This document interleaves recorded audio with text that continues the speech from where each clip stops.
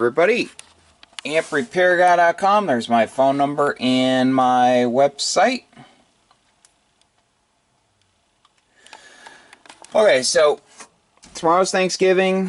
I have some stuff to do today, so I did a couple things to this real quick. There was something about it that was bothering me when I was laying in bed last night, and I'm a perfectionist, so I had to change something in here.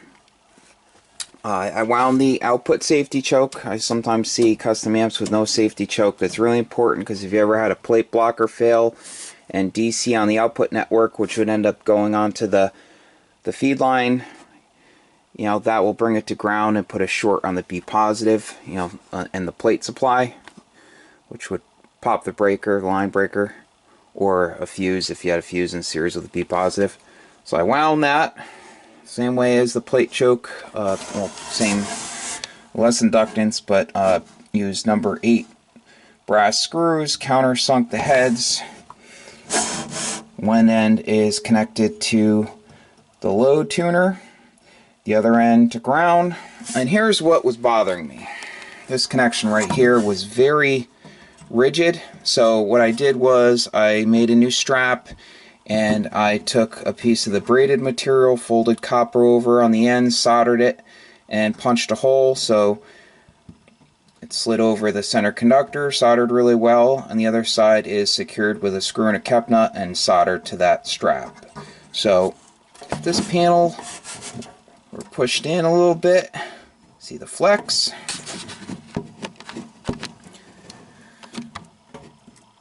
And if the side panel were pushed, yeah, flex. Same with the other side, flex.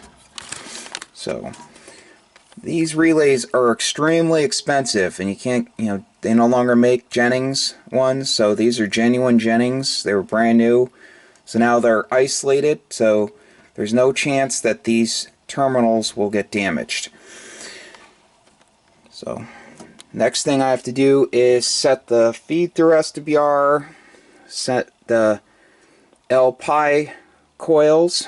I'll resonate the output network with the proper resonant load resistor, and I also have to figure out how I'm going to feed the B positive in. I forgot to mention that in the last video. So I don't want to use a Millen connector. I want to do something else. So that's about it. I told you I'd show you the input relay, so I'll flip it over and show that. And I'll be right back. See you soon. Okay, so here's the bottom. There's the feed through cap, and then the cap in parallel with it to ground. That's the positive lead going to the output RJ2Bs that are in parallel. Here's the relay, the RJ1A, for the bias switching. The input TR relay, you got the coax coming through the grommet, Teflon coax. Goes up to the contact on the relay. The grounds are, the shield here is soldered to the other shield, and then it has the clamp going around it right here, which is also ground potential. Look. So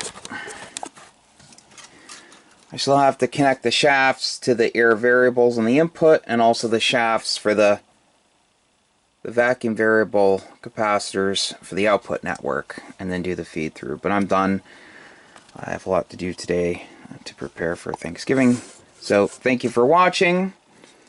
It's my website and my phone number, and I'll be back to work Friday or early next week. I have a lot of amplifiers to repair here. I'm waiting on parts. I have an SB200 I also have to finish up, just waiting on parts.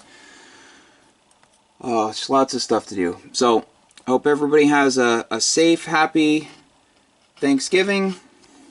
Thanks for watching, and I will see all you guys very, very soon. 73. Catch you later.